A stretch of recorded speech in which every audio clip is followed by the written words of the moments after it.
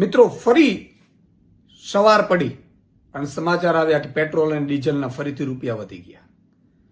તમે જુઓ કે છેલ્લા 11 દિવસમાં પેટ્રોલ અને ડીઝલ ઓલમોસ્ટ 7.5 રૂપિયા વધ્યા છે. પેટ્રોલે સદી પાર કરી દીધી છે. બીજી બાજુ રૂપિયો પણ ઘટી રહ્યો છે ડોલરની સરખામણી.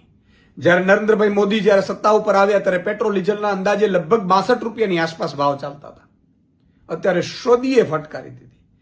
જે પેટ્રોલ ડીઝલ અને જે 1 રૂપિયા ડોલર પણ લગભગ 60-62 હતું.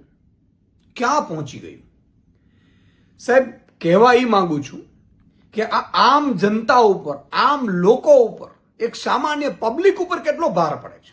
1 રૂપિયો પેટ્રોલ કે ડીઝલ વધતું આજથી 10-11 વર્ષ પહેલા, ત્યારે બધા ટ્રકના પૈડા થંભી જતા. લોકોમાં એક પ્રકારનો ગુસ્સો આવી જતો કે આ અમારા ઉપર શું કામ ભાઈ ભાર મૂકો છો તમે.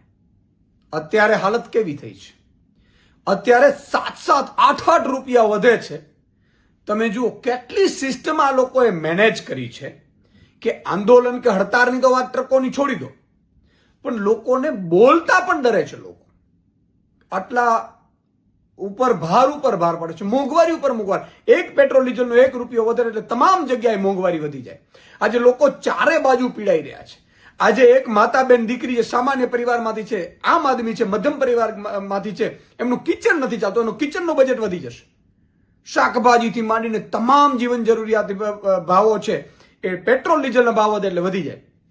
અને આ લોકો વાતો શું કરે છે કે હમણાં કંટ્રોલ થઈ જશે, હમણાં કંટ્રોલ થઈ જશે. આ લોકોને મને લાગે છે કે ધીરે ધીરે ઝેર આપી રહ્યા છે. અને એવું પણ નથી કે પેટ્રોલ ડીઝલ યુદ્ધના કારણે આપણે નથી મળી રહ્યું. રશિયા આપવા માંગે છે ઓઇલ, આપણે કેમ નથી લેતા ભાઈ? કેનો દબાણ છે? રશિયા આપણે આપવા માંગે છે, સસ્તા ભાવે આપવા માંગે છે. અને આંતરરાષ્ટ્રીય રીતે અત્યારે તમે જુઓ કે આંતરરાષ્ટ્રીય ક્રૂડ ઓઇલના ભાવ ઘટ્યા છે, છતાંય આપણે પેટ્રોલ ડીઝલના ભાવ વધતા જાય છે. મારે ગુજરાતની જનતાને કહેવા માંગુ છું કે આપણે આપણા પરિવાર માટે તો વિચારીએ. પાર્ટીઓ એક સમયે ભૂલી જાઓ, જે પાર્ટીઓ જે કરતી હોય, પણ અત્યારે આપણા ઉપર બોજ પડે છે. ભલે કોઈ પણ પાર્ટીના આપણે સભ્ય હોઈએ, જરા ચૂંચા કરીએ તો ખરું, બોલીએ તો ખરા. આપણા સમાજના આગેવાનો ક્યાં ગયા?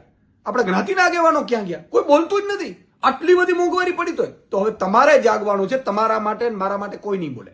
તમારે મારે આપણા માટે આપણે પોતે જાગવું પડશે, પોતે સમજવું પડશે અને આ સરકારોને જવાબ આપવો પડશે.